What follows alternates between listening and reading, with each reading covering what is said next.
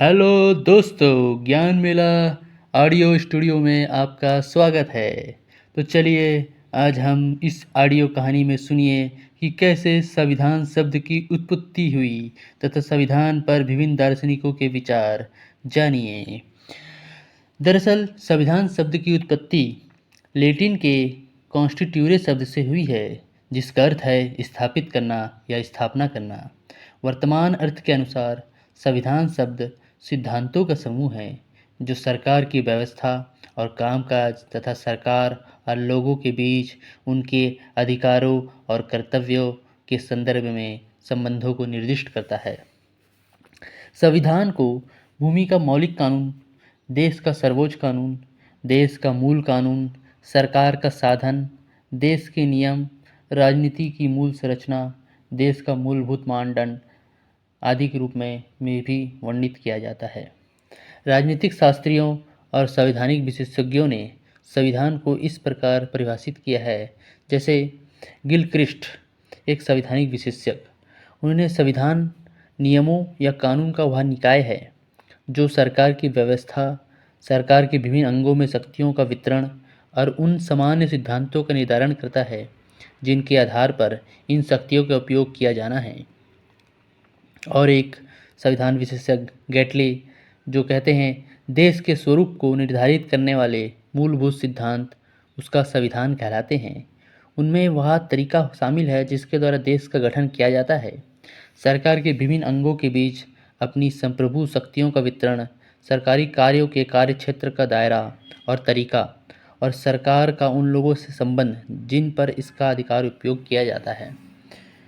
Wear, ये भी एक संवैधानिक विशेषज्ञ हैं। इन्होंने संविधान की अवधारणा में कहा है कि संविधान किसी देश की सरकार की पूरी प्रणाली का वर्णन करता है और उन नियमों का संग्रह है जो सरकार को स्थापित और विनियमित या नियंत्रित करने में सहायता करता है। ऐसे ही संविधान जो है विशेष कानून मान्यता वाला दस्तावेज है जो देश की सरकार के अंगों के ढांचों और प्रमुख कार्यों को निर्धारित करता है, उन अंगों के संचालन को नियंत्रित करने वाले सिद्धांतों की घोषणा करता है। संवैधानिक विद्वान इलियट बुल्मर ने संविधान के कार्य एवं प्रयोजनों को बहुत अच्छी तरह से पहचान की है। उनकी सूची व्यापक है और वो इसमें निम्नलिखित बिंदु शामिल हैं। जैसे संविधान के कार्य के तौर पर अगर हम देखें तो यह राजनीतिक समुदाय की सीमाएं घोषित और परिभाषित कर सकती है।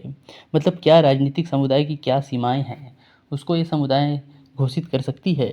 यह राजनीतिक समुदाय की प्रकृति और अधिकार घोषित और परिभाषित कर सकती है। मतलब राजनीतिक समुदाय की क्या नेचर है और उसके क्या क्या राइट्स हैं, क्या क्या अधिकार हैं, उनको भी बताया जा सकता है। या राष्ट्रीय समुदाय की पहचान और मूल्य को व्यक्त कर सकता है। या नागरिकों के अधिकार और कर्तव्य घोषित और परिभाषित कर सकता है। भारतीय संविधान में नागरिकों के अधिकार और उनके कर्तव्य के बारे में भी बताया जा सकता है। यह समुदाय के राजनीतिक संस्थानों को स्थापित और विनियमित कर सकता है। यह सरकार या उस देश के समुदाय के विभिन्न परतों के बीच शक्तियों को विभाजित या साझा कर सकता है। या देश की आधिकारिक धार्मिक पहचान की घोषणा कर सकता है। जैसे भारत धर्मनिरपेक्ष राज्य है, अमेरिका एक क्रिश्चियन राज्य है, उसी आधार पर ये देश को में धार्मिक आधार पर पहचान दे सकता है। यह देश को विशेष सामाजिक, आर्थिक या विकासात्मक लक्ष्य के लिए प्रतिबद्ध कर सकता है। अगर हम संविधान की वर्गीकरण को देखें तो संविधान को निम्न प्रकारों में वर्गीकृत किया जा सकता है, जैसे विकसित और अधिनियमित। तो विकसित संविधान, विकास के आधार पर संविधानों को विकसित और अधिनियमित संविधानों में वर्गीकृत किया गया है। विकसित संविधान जो होती है वो धीमी और क्रमिक विकासवादी प्रक्रिया का परिणाम होती है। इसके प्रावधान परंपराओं, प्रथाओं, सिद्धांतों और निर्णायक निर्णयों के रूप में निहित होते हैं। इसे हम संचयी संविधान के रूप में भी जाना जाता है। जैसे ब्रिटिश संविधान इस संबंध में बहुत अच्छा उदाहरण है। यह बहुत समय से, लंबे समय से इसमें कानून आते गए और संविधान बनते गया। दूसरी ओर अधिनियमित संविधान संविधान सभा या संवैधानिक परिषद द्वारा विचार पूर्वक बनाया जाता है। यह राजा या संसद द्वारा प्रख्यापित किया जाता है। इसके प्रावधान पुस्तक या दस्तावेजों की श्रृंखला के रूप में निहित होते हैं। इसे पारंपरिक संविधान के रूप में भी जाना जाता है। अमेरिका और भारतीय संविधान इस संबंध में बहुत अच्छे उदाहरण माने जा सकते हैं। लिखित और अलिखित संविधान भी होते हैं। लिखित संविधान और अलिखित संविधानों में अंतर करना बहुत आसान है। लिखित और अलिखित संविधान में प्रावधानों को पुस्तक या दस्तावेज या दस्तावेजों की श्रृंखला के रूप में निहित किया जाता है। यह संविधान सभा या संवैधानिक सम्मेलन या किसी अन्य नाम से ज्ञात निकाय द्वारा सचेत रूप से तैयार तौर पर अपनाया जाता है। इसे प्रलिखित संविधान या संहिताबद्ध संविधान के रूप में भी जाना जाता है, जैसे संयुक्त राज्य अमेरिका, कनाडा, जापान, फ्रांस और भारत के संविधान इस संबंध में अच्छे लिखित उदाहरण के संविधान हैं। और अलिखित संविधान दूसरी ओर अलिखित संविधान वह है जिसमें अधिकांश प्रावधान पुस्तक या दस्तावेजों की श्रृंखला के रूप में निहित नहीं होते। यह परंपराओं, प्रथाओं, सिद्धांत, चार्टर्स, विधियों और न्यायिक निर्णयों के रूप में होता है। यह ऐतिहासिक विकास का उत्पाद होता है। इसे गैर प्रलिखित संविधान या असंहिताबद्ध संविधान के रूप में भी जाना जाता है, जैसे यूनाइटेड किंगडम, न्यूजीलैंड और इजराइल के संविधान इस संबंध में अच्छे उदाहरण हैं। ये सब अलिखित संविधान हैं। अब संविधान में अनम्य और लचीला यानी कठोर और लचीला संविधान में भी अंतर होता है।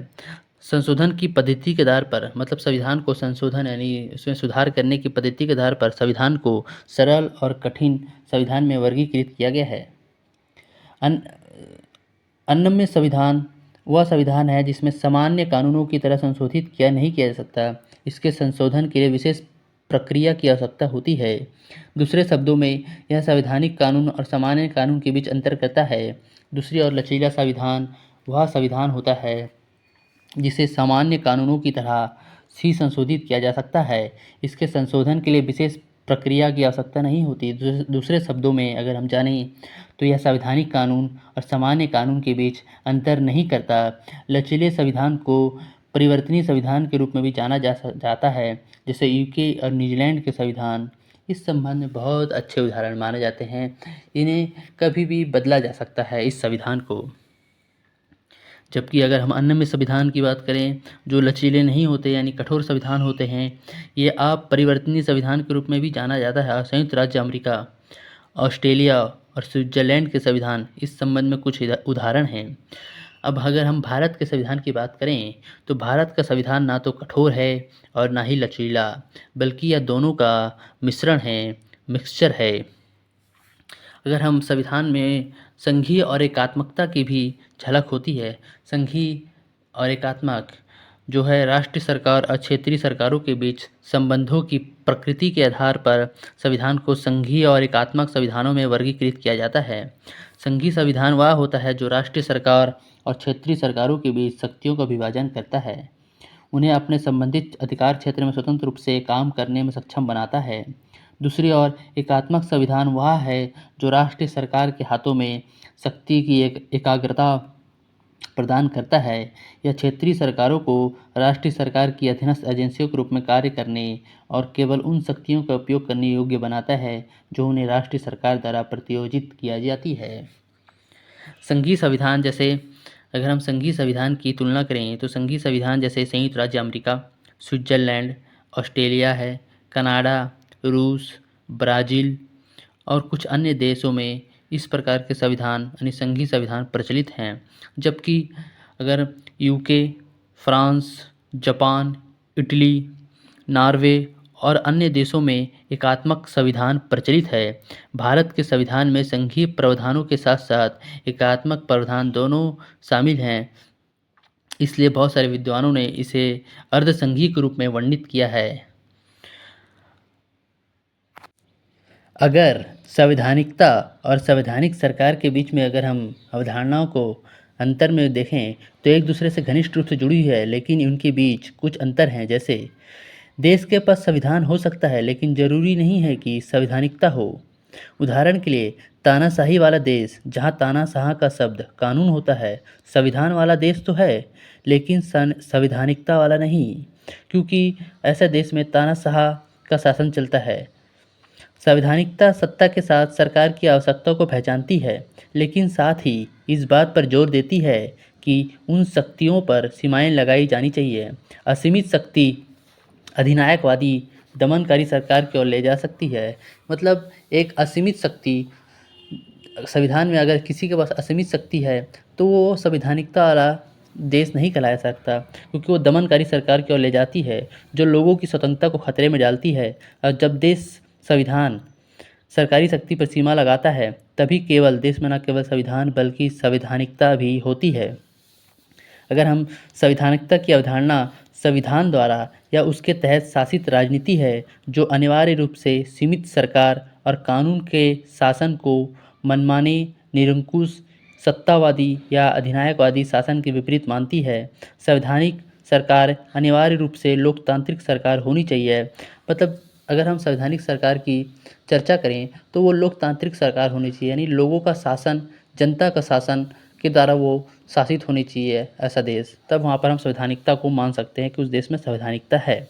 किसी व्यक्ति या संस्था के हाथों में मनमानी शक्ति भले ही संवैधानिक दस्तावेज द्वारा प्रदान की गई हो पर संवैधानिकता की अवधारणा का निषेध करती है।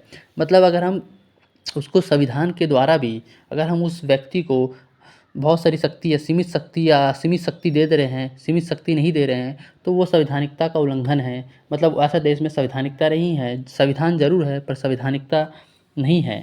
संवैधानिकता राजनीति व्यवस्था चाहती है जिसमें सरकार की शक्ति सीमित हो या सीमित, और इस कारण से सभ्य सरकार की अवधारणा का दूसरा नाम है। संविधान का वास्तविक औचित्य सीमित सरकार होने और उन लोगों की आवश्यकता है जो कानून और नियमों के अनुरूप शासन करते हैं। मतलब एक बात में सीधी बात है कि भाई हम संवैधानिकता वाला देश उसको बोलेंगे जहाँ की सरकार के पास सीमित शक्ति है और कानून का शासन के द्वारा वहाँ पर शासन चलता हो, तभी हम उसे संवैधानिकता वाला देश मानेंगे। अगर हम इसकी परिभाषा की बात करें, संवैधानिकता की परिभाषा की बात करें, तो फेडरिक ने संवैधानिकता सरकारी कार्रवाई पर प्रभावी प्रतिबंधों की प्रणाली प्रदान करती है। यह निष्पक्षता सुनिश्चित करने वाले नियमों का निकाय है और इस प्रकार सरकार को जिम्मेदार ठहराता है। और एक संवैधानिक विशेषज्ञ हैं रूसेक, उन्होंने कहा है कि संवैधानिकता का अर्थ अनिवार्य रूप से सीमित सरकार है। यह शासकों की असीमित इच्छा वाली सरकार का विलोम है। मतलब असीमित इच्छा वाली सरकार कभी भी संवैधानिकता का नहीं मानी जा सकती। प्रतिबंधों की प्रभावशीलता के वास्तविक रूप के बावजूद यह सरकार की मनमानी और विपरीत सरकार पर सीमाएं मानता है। सरकार न केवल उस रूप में संवैधानिक रूप में वर्गीकृत किया जा सकता है जब शासक नियमों और सिद्धांतों के निकाय के अधीन होते हैं जो उनकी शक्ति के उपयोग को सीमित करते हैं। संवैधानिक सरकार मनमाने शासन का विलोम है। मतलब संवैधानिक सरकार में मनमानी शक्ति नहीं हो सकती। संवैधानिक विद्वान लुईस हैनकिन ने संवैधानिकता के 8 तथ्यों को बताया है, पहचान की है। चलो हम उसके बारे में एक एक करके जानते हैं। जैसे लोकप्रिय संप्रभुता, कानून का शासन। कानून का शासन होगा, जिस देश में कानून का शासन होगा वहीं पर संवैधानिकता वाला देश माना जाएगा। लोकतांत्रिक सरकार, जिम्मेदार और जवाबदेह सरकार। मतलब लोगों का शासन होना चाहिए, लोकतांत्रिक सरकार होनी चाहिए, जिम्मेदार और जवाबदेह सरकार रहनी चाहिए। शक्तियों का पृथक्करण, ऐसा नहीं कि शक्ति एक ही जगह में संकेंद्रित हो जा रही है, यानी एक ही जगह में इकट्ठा हो जा रही है। शक्तियों का पृथक्करण होना चाहिए, नियंत्रण और संतुलन बने रहना चाहिए। जैसे केंद्र और राज्य है तो केंद्र राज्य को शक्तियों का बराबर बंटवारा होना चाहिए। स्वतंत्र न्यायपालिका होनी चाहिए। सेना का नागरिक नियंत्रण रहना चाहिए। कानून और न्यायिक नियंत्रण द्वारा शासित पुलिस होनी चाहिए। व्यक्तिगत अधिकारों का सम्मान होना चाहिए। दरअसल व्यक्तिगत अधिकारों का सम्मान, व्यक्तिगत सम्मान ही सबसे बड़ा सम्मान होता है। अगर किसी का व्यक्तिगत सम्मान नहीं है तो ऐसे देश में संवैधानिकता का कोई अर्थ नहीं है। तो इसलिए व्यक्तिगत अधिकारों का सम्मान संवैधानिकता के लिए होनी चाहिए। अतः हम कह सकते हैं कि संविधान सिर्फ कागज़ नहीं बल्कि भारत तथा उन तमाम देशों के लिए जिन देशों में संविधान है उन देशों के लिए आत्मा की तरह है जो उन्हें आंतरिक शक्ति प्रदान करती है। अगर आपको ये ऐतिहासिक संविधान की कहानी पसंद आई होगी तो ज़रूर इसे लाइक, शेयर एंड सब्सक्राइब करें। फिर मिलेंगे एक नई कहानी के साथ ज्ञान मेला ऑडियो स्टोरी में। तब तक के लिए अलविदा।